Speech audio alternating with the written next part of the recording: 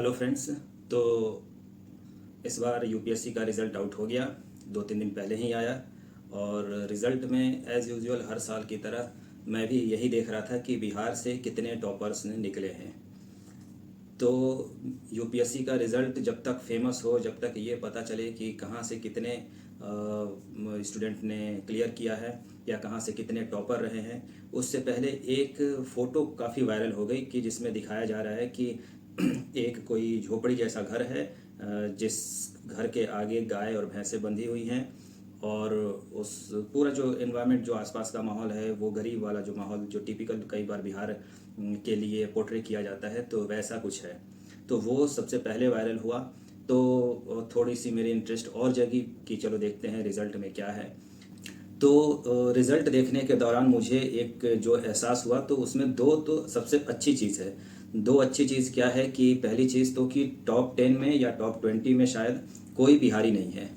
और ये बिहार के लिए एक अच्छी खबर है, क्योंकि होता क्या है कि बिहार में अक्सर हर साल टॉप 20 में 2 या 4 टॉपर्स होते हैं, और फिर वहीं से फ़ोटो सर्कुलेट किया जाता है कि किसी शुभम, शायद 2-3 साल पहले एक शुभम कुमार नाम के बंदे ने टॉप किया था। और उसका जिस तरीके से मैंने देखा कि गांव वालों ने स्वागत किया कि वो किसी गाड़ी पे जा रहा है और पीछे काफिला है, पीछे आगे पीछे लोग हैं, गांव के बड़े बुजुर्ग आकर के माला पहना रहे हैं, उसको सम्मानित कर रहे हैं। वो लड़का उसी बीच अपने आप को, ठीक है, सबको धन्यवाद दे रहा है, इसमें बुराई कुछ नहीं है।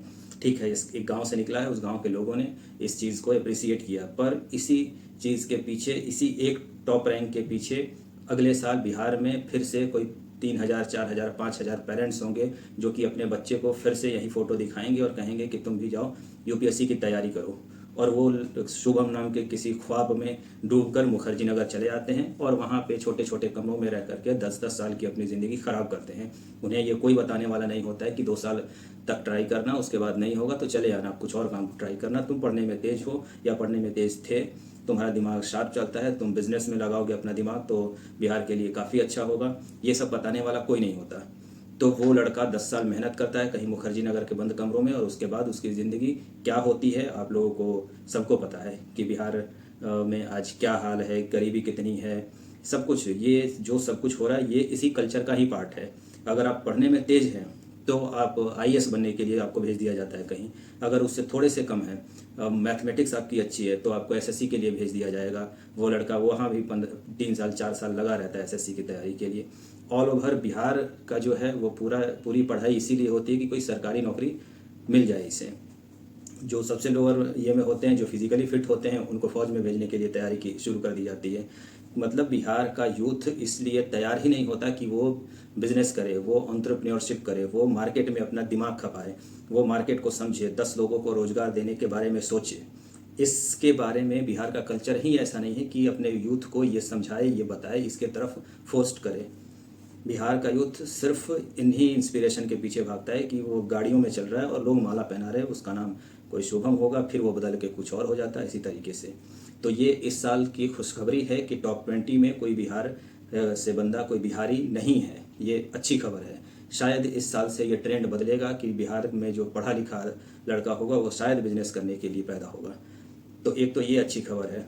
दूसरी अच्छी खबर ये कि जो मैं शुरू में बता रहा था कि वो एक पुअर इन्वायरमेंट वाली जो झोपड़ी की बात कर रहा था, वो जो वीडियो वायरल हुआ वो पवन कुमार नाम के एक टॉपर हैं, उनका वीडियो है, उनके घर का वीडियो है, उनके घर का फ़ोटो है, वो वायरल हुआ है। और वो भी बिहार से नहीं है, वो यूपी से है। उनका रैंक 239 आया है और वो यूपी से हैं।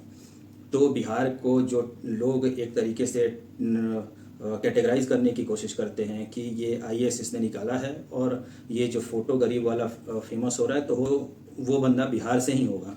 ये जो लोग माइंडसेट बनाकर चलते हैं, वो माइंडसेट भी इस बार टूटा है। इस बार लोगों को पता चला है कि नहीं, यूपी में भी ऐसे लोग हो सकते हैं। वरना लोगों को लगता था कि यूपी में तो गरीब है ही नहीं, बिहार में ही सारे गरीब हैं, और वो सारे गरीब आईएएस बनने के लिए ही तैयार हुए हैं या गरीब हुए हैं। तो इस तरह का जो टिपिकल माइंडसेट है वो भी इस बार ब्रेक हुआ है। तो ये दो अच्छी खबर मुझे लगी। और इससे जो आईएएस का रिजल्ट निकलते ही बिहार बिहार बिहारी बिहारी ये जो चलने लगता है पूरे मार्केट में ना, ये इस साल नहीं चल रहा है। तो ये अच्छी खबर है बिहार के लिए। एक जो बुरी खबर है, और वो मैं पिछले कई सालों से देख रहा हूँ और पता नहीं कब तक देखना पड़ेगा, कि फिर से कोई श्रीवास्तव जी हैं, उसका आदित्य श्रीवास्तव शायद नाम है उनका। वो आईआईटी का बंदा है, कानपुर से पढ़ा लिखा है, बीटेक किया उसने कानपुर से, और उसने टॉप किया है यूपीएससी। तो ये कई लोगों का तर्क होता है कि नहीं ठीक है, कोई हाईटेक बंदा या आईआईटी का बंदा यूपीएससी में आएगा तो समाज के लिए कुछ अच्छा करेगा, जो भी प्रॉब्लम्स होगी उनको अलग तरीके से सॉल्व करने की कोशिश करेगा, जो कि मुझे बिल्कुल बेकार सा एक्सक्यूज़ लगता है। आप हिस्ट्री उठाकर देख लीजिए कि कितने आईआईटीएन हैं जिन्होंने यूपीएससी क्लियर किया है, आईएएस बने हैं, आज कई जगहों पे वो सर्व कर रहे हैं, और उनमें से कितने हैं जो जिसने समाज के लिए कुछ टेक्नोलॉजी बेस्ड नया इनोवेटिव तरीका ढूंढ के निकाला है। कोई ऐसा नहीं है, आपको ऐसा रिजल्ट दिखेगा ही नहीं, क्योंकि वो ऐसा फील्ड है ही नहीं। जो काम आप किसी बड़ी कंपनी में, हाईटेक कंपनी में रह करके टेक्नोलॉजी को जितना ग्रोथ दे सकते हैं उतना आईएएस बन के दे ही नहीं सकते, क्योंकि आईएएस जो ये जॉब है, यूपीएससी से निकली हुई जितनी भी जॉब है, ये समाज को देखने वाली जॉब है, समाज को मैनेज करने वाली जॉब है। इसमें टेक्नोलॉजी का उतना पार्ट है ही नहीं। तो ये मान लेना कि कोई आईआईटीएन होगा और वो समाज के लिए कुछ अलग तरीके से करके दिखाएगा, वो बिल्कुल गलत बात है। एक दो एग्जाम्पल या एक दो अपवाद हर जगह हो सकते हैं। तो इस बार भी ये चीज़ बरकरार है, ये ब्रेक नहीं हुआ, और ये देश के लिए एक बुरी खबर है, क्योंकि देश पूरा ही, जो कि जब आईआईटी में सिलेक्शन होता है बच्चे का, तो जो माँ बाप का सपना होता है, जो उस बच्चे का खुद का सपना होता है, या जो देश का, जो गवर्नमेंट का एक्सपेक्टेशन होता है उस बच्चे से कि कम से कम इस बार 10,000 आईआईटीएन निकलेंगे, तो इंडिया का टेक्निकल, जो टेक्नोलॉजी से रिलेटेड, टेक से रिलेटेड जो भी इन्वायरमेंट है वो ग्रो करेगा। कुछ हद तक हम और साउंड होंगे टेक्नोलॉजी में, लेकिन वो होता नहीं है। उसमें से आधा चले जाते हैं आईआईएम में, और वो कहीं जा करके मैनेजर बन जाते हैं, कभी बैंक का मैनेजर बनते हैं, कभी किसी और कंपनी का, और बाकी जो रहते हैं वो चले जाते हैं यूपीएससी में, क्योंकि वो पढ़ने में तेज होते हैं, तभी उनका आईआईटी में सिलेक्शन होता है। तो उनके ऊपर अपने आप एक प्रेशर ले लेते हैं कि चलो आईएएस भी ट्राई करके देखते हैं, क्योंकि अच्छी जॉब है ही, रुतबा है ही, सब कुछ है। तो ये चीज़ भी टूटनी चाहिए कि आप अगर बीटेक कर रहे हो, वो भी उतने ऊंचे संस्थान से जिसका वर्ल्ड में कुछ रैंक है, जिसके पीछे आपके पेरेंट्स खूब पैसा लगा रहे हैं, जिसके पीछे आप खूब दिमाग लगा रहे हो, और सरकार भी बहुत ज़्यादा पैसा लगा रही है, तो वहाँ से वही चीज़ निकलना चाहिए जिसके लिए ये सब कुछ, ये सारे एफर्ट्स लगाए जा रहे हैं। मतलब मैं अगर ये कहूँ कि आप अपने घर में जा कर के देखिए, जितने भी गैजेट आप यूज़ करते हैं उसमें मेड इन इंडिया कितने गैजेट हैं, तो आपको 10% भी नहीं मिलेगा। आप इनफैक्ट जो मोबाइल यूज़ करते हैं वो मोबाइल भी इंडिया का नहीं है, वो कंपनी भी बाहर की है। तो ये क्यों है? सिर्फ इसी कल्चर की वजह से कि आप आईआईटी में जा कर के और आईएएस बनते हैं। आईआईटी में जा कर के अगर आप टेक में काम करते, तो आज हमारे पास भी इतने बड़े पॉपुलेशन के पास एक भी कंपनी नहीं है मोबाइल से रिलेटेड।